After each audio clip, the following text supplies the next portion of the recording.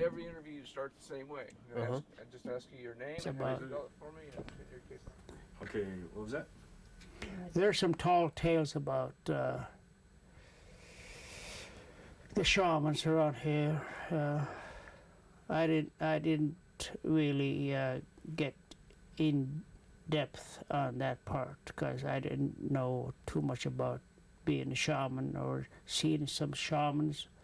That was way behind before my time, and I've heard stories about the shaman been to the moon and came back, and when the astronauts went to the moon and back, and one of our local elders says, "Oh, we've been up there and back," and that means that the shamans went to the moon and back. So there was nothing new to them days, I think. But that was said. The person that really said that was Frank Degnan. He's one of our elders. He passed away several years ago, and I'll talk about a little bit more later on how we got electricity through mentioning the name Frank Degnan. I'd like to go a little bit more on how the Laplanders got mingled with the Eskimo people. They married, some of them married some Eskimo ladies, and they raised half-breeds here. In fact, there's two of them are still living here in Unalakleet, and they are with the Bar family.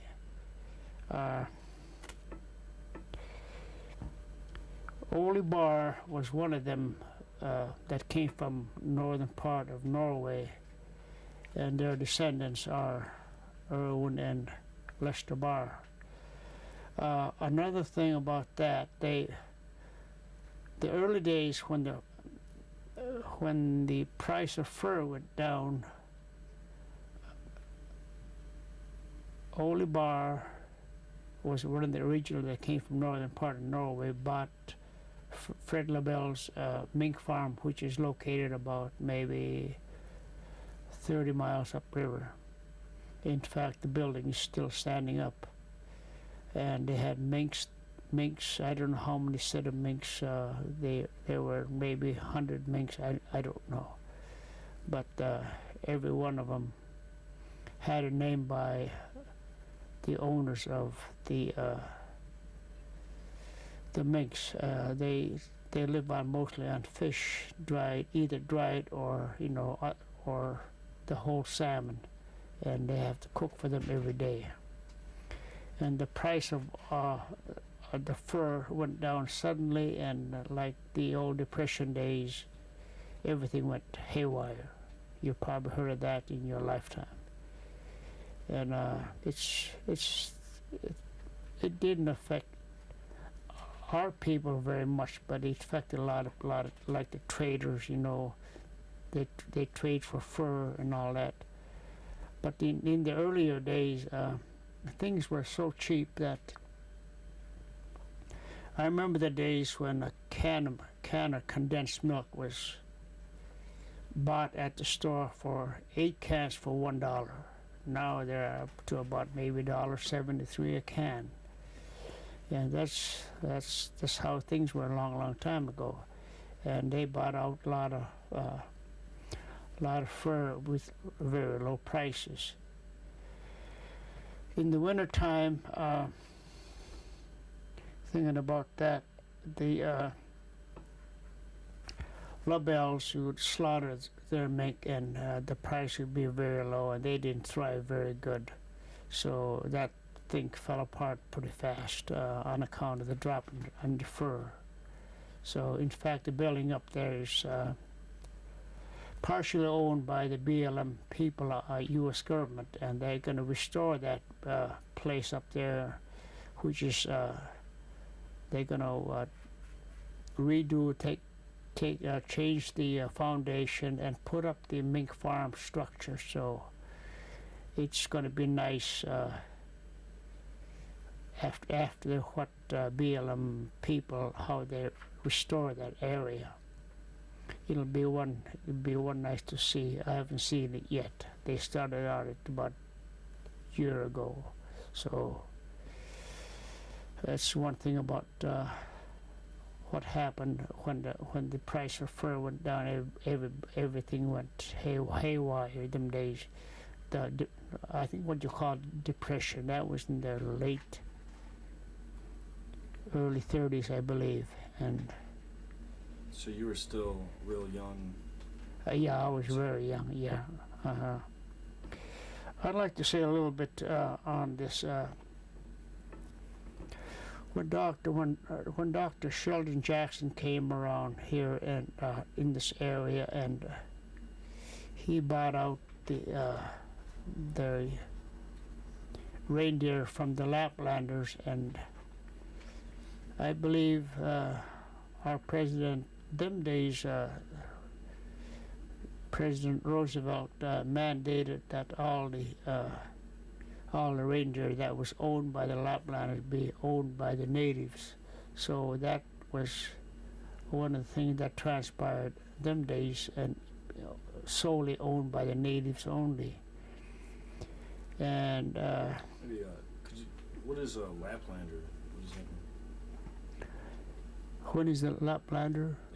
Yeah, what is a Laplander? Is it the Norwegians? That came- Yeah, Norwegians, and there's Finns too. Okay. Finlander people. There's one or two of them in Unalakleet. One of them was, I believe, Tom Nicholas, and the other I forgot. Maybe it could be Ole Stanfield. I don't know, but they grew up. In fact, Tom Nicholas' house is still up, but it's crumbling, and it's.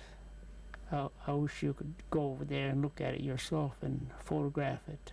In fact, Bangos, another people, the Laplanders, one of their caches on stilts is still standing up, and it's very, very nice, something to see. Yeah, maybe you could take me there, or do you have a vehicle? Yeah, yeah. A cache? You mean like where you would store his? Yeah, they're cache, and they put sod on top of the roof. And eventually, you know how things go. The grass, I don't know, the seedlings must have fly in the air and landed on top the cache, and there's grass growing there, and maybe flowers too. And it's something to look at. In fact, we got a calendar on our birthday calendar. It's showing that also. I'd like to talk a little bit on how the Lohman brothers, during the early 30s, I believe, they were the only white people that came up to Alaska and established a reindeer processing plants here at one time. They put up a cold storage along with the quarters for the people to live in there, and manage the reindeer with Eskimo herders. There's one here in Inupiaq, which is 12 miles to the north. In fact, that one big building is still standing up, and the cold storage kind of went down at one time, and it burnt down, and there was quite a history behind that. They had a cold storage there and a slaughterhouse, and it's just like the old days, I think, out in Lower 48, how they did that long time ago. They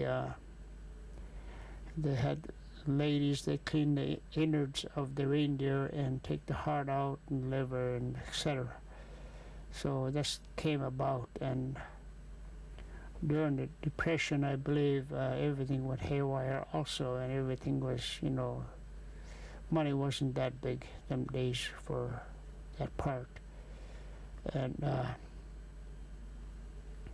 then it was mandated, like I said, it was mandated so the natives can have the reindeer only. So that's how the Lohmans got out of business. So that's the short history on that part. They had cold storage is at Galvic and Galvin, and I believe at Teller. So that's the only part.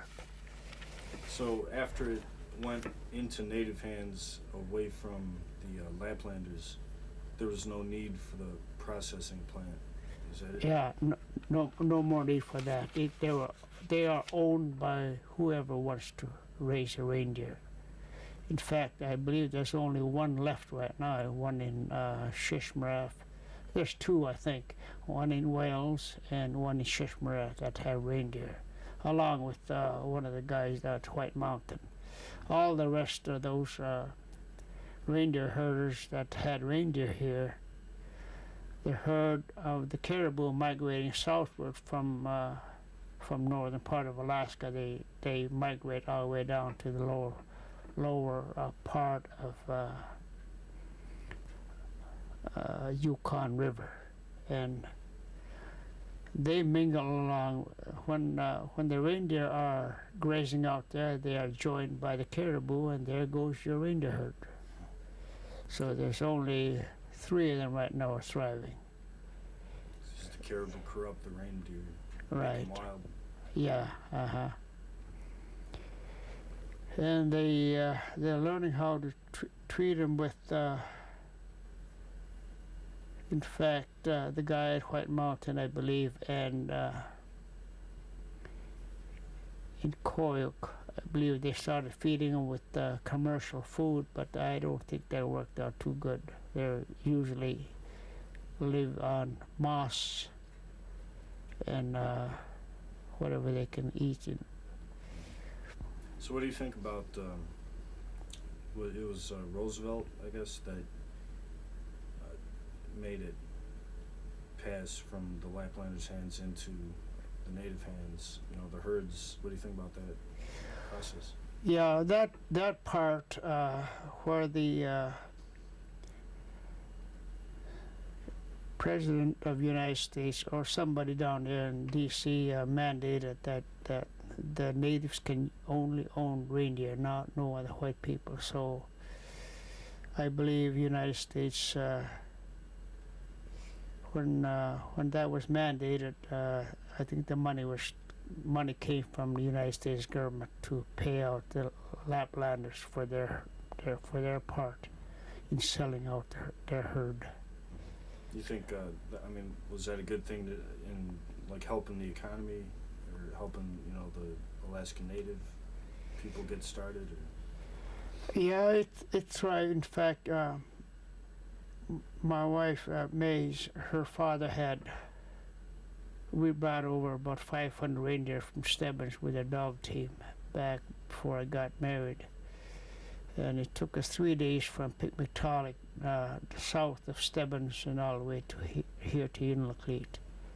And we brought them over on the ice instead of through the hills, which was good them days. It didn't blow us out or anything like that. So the weather was during the month of March.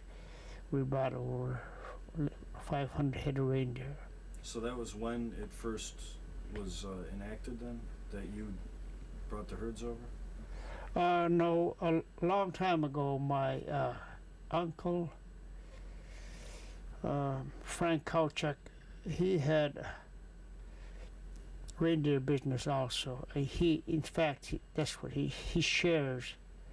And when that happened, when it was mandated that the Eskimos only, or the natives owned the reindeer, and they would support my cousin's family. I mean,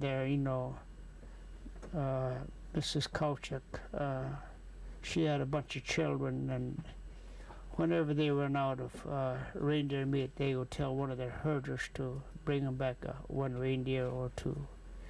And that's how much his portion of, I believe, when you herd them nicely, you get some kind of incentive where you can start your own herd. And that was one of them that thrived on that. Would they, I guess Clara Unit was talking about her father, I guess, when he was 14, he Yeah. went and herded, and then they gave him a reindeer.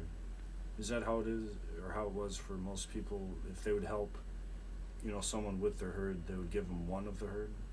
Or if they Yeah, did a they good get. job, they'd give I believe they. I don't know how it goes, but I believe they. After they learn how to tend reindeer, they give them a chance. The U.S. government or the territory of Alaska, under the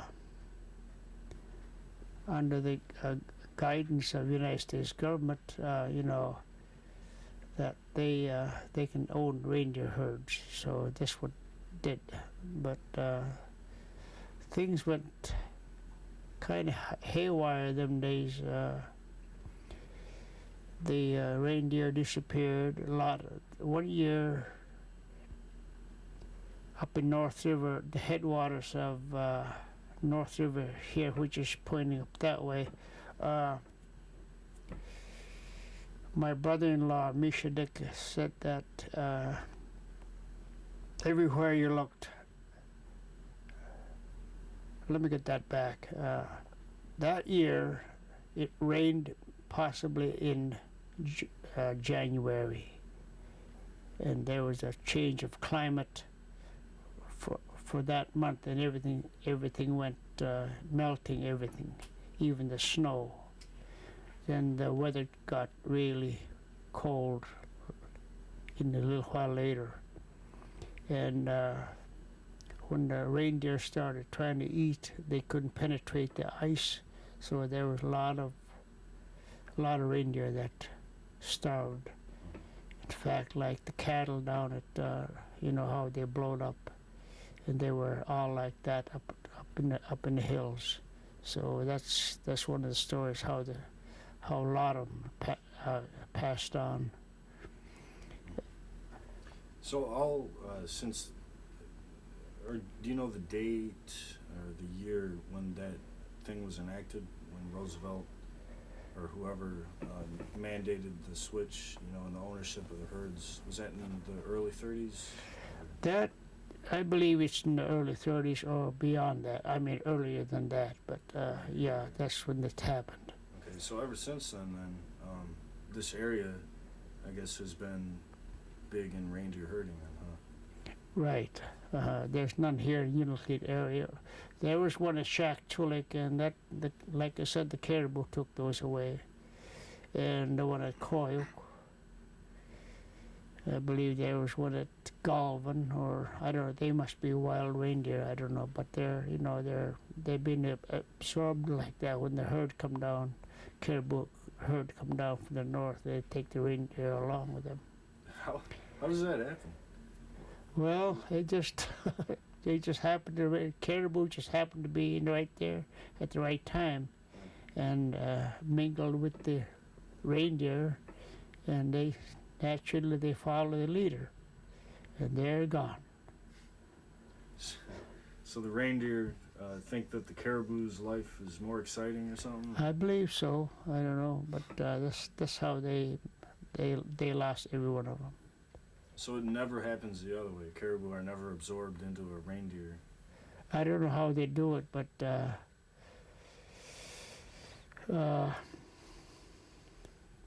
there was one when May's father and I were herding. I helped him a couple of times, and there was one caribou in the reindeer herd, and you could see him. His head's sticking out like a sore thumb. That's the caribou, and he'd like to be the leader, I guess, because every time they like to run away with the reindeer. That whenever there's a caribou coming around or whatever, and they follow the leader. That's how I understand it in a way. So how important would you say that the reindeer herding is for people that live around here? You say it's not in Unalakleet right now. Was it ever part of it? Or it seems like a lot of people around here talk about reindeer herding and that. So is that something that a lot of people do? I don't know too much about reindeer herding. I know when Lomans had it, they usually get 4 or 5 people, and the reindeer are all out grazing all over the country, maybe 25, 30 miles away, or even closer than that. They'd have to bring them back to within their area. But it's not part of Unalakleet. People here don't. We have none. Don't have any. Not one reindeer around here. There used to be some? There used to be some, yeah. Okay. They tried it a couple of times here, but if you don't blindfold a reindeer, they'll go back to their original place. It's no kidding. That's why they blindfold them whenever they take them away or move somewhere else. And they're stubborn. Even though the conditions are real bad on the ice, they'll go across it, because that's where they're going, to their original calving grounds. So they can remember. They can remember where they come from. Yeah. And that's what happened to a lot of reindeer. They go back to where they come from. So I guess fishing is a big part of life here in Unalakleet, right? Right, yeah, there's fishing is good here in Unalakleet. It's been like that ever since I remember. There's abundance of fish every year, and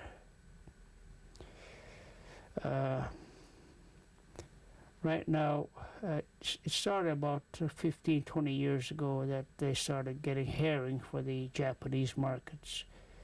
And the younger generation don't know too much about the roles on, but now they're kind of bouncing back. I think they had a what they call that now, tonnage, so much tonnage. Oh, quota. They started a quota, like you are allowed to get maybe 400 tons. That's your limit you can get out of one time only. If you can be on that 400 ton quota. So that's how they're doing it right now. You mean per boat or per village? The whole region. Really? Where around here, like in Norton Bay or Norton Sound, yeah. It's like that, and the quota is the one you're after. You can fish 24 hours a day as much as you can, and used to be at one time that when they first introducing that herring quota around here, there was very little. We didn't know too much about it, and we had small boats, and now they're big boats, and everything's in accordance with the Coast Guard. You have to have so much like life vests and lifeboats and whatever, and how to stay away from the bad weather. What about up inland fishing? That did you go camping in that? Yeah, when that thing was first introduced here in Norton Sound, we started up at Cape Denby, which is about 40 miles to the north here, northwest part, and then we fished there night and day till we fill our quota, and the prices weren't too bad. So a lot of people that come from Minnesota and West Coast area, upper Washington State, they come every year and go fish just like they do in Bristol Bay. So back years ago though, like when you were a kid and that, did you do, the camp fishing where you go You mean like up? subsistence? Subsistence, yeah. He want to know about subsistence. Yeah. the word Yeah, we subsistence every year in order to thrive. My mother and my father, we have a camp up there which is about 3 or 4 miles up the way the crow flies straight. But there's a river going up like that. We usually go up there every year, maybe for latter part of June or middle part of June, somewhere. It depends on the conditions. When the fish start coming in through the mouth, that's when people are getting ready to go fishing for the rest of the summer.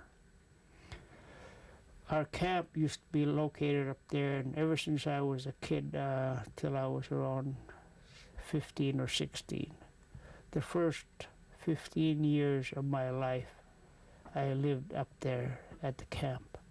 So besides, our gardens are down here, and we have to come down, we have to, if it's not raining, we have to come down and water them and take care of them properly. And also come down and take a bath in a tub.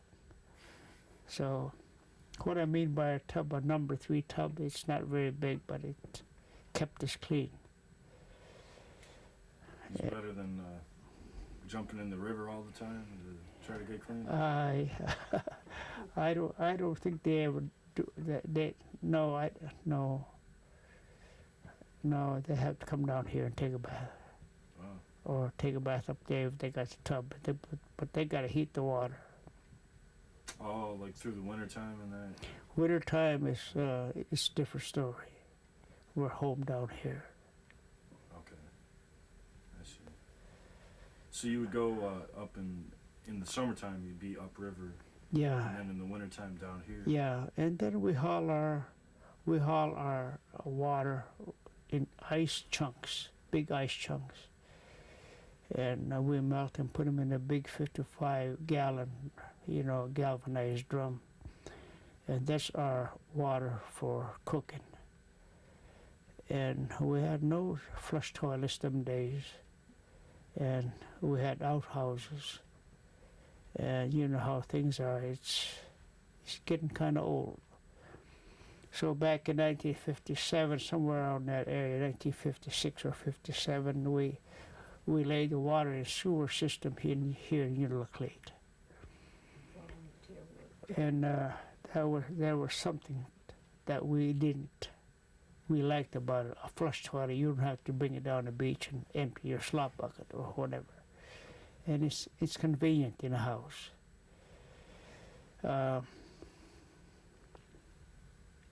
So were you part of the guys that dug all the trenches and laid the pipe in that? How's that again? Were you one of the guys that dug that made the sewer system here? Right, yeah. When they first introduced that idea of laying water and sewer here in Unalakleet, they only paid one guy to be our foreman, so to speak. And the rest of us are volunteers, because we like the idea of having running water and sewer. So I was one of them that they brought a backhoe over here, and I learned how to operate the backhoe, and we dug it night and day, just about. We laid the water lines and the sewer lines, and every home had a septic tank, or not a septic tank, a septic system. It's made out of 2x6s them days, and they buried them into the ground. But when our water system was, we found the good water in a creek, and we started from the creek and then laid pipe. And it's all right. We still got 5 minutes. The water system here in Unalakleet is a very good idea, and it made us happy. And every household had a flush toilet and hot and cold running water. So it was abundant, something that'll we thrive nicely, and we like that idea. Live like a white man now. So, in fact, it's still running today, and we like that idea, and it's updated every year. If there's something that'll be more efficient than the existing one, then we'll go to that idea. So, it's something that's going to be for here forever. So it was 1957 that got in here. The water and sewer came through here. So you were 27. I was young, and our children were born here. That's the time we lived down here. We still are, and we didn't get paid on it. Only the foreman got paid, but we were glad to. Like I said, we were glad to volunteer to put the water and sewer in. You were providing that for your own house. Yeah. Right. Yeah. But we were charged for the use of the water and sewer. In fact, it still exists today. Water and sewer. We have to pay it, and with electricity. The startup of the electricity came around here. We've been using mostly a lantern or gas lamp, which had a couple of mantles hanging on it, and it created a light, good light here in the home.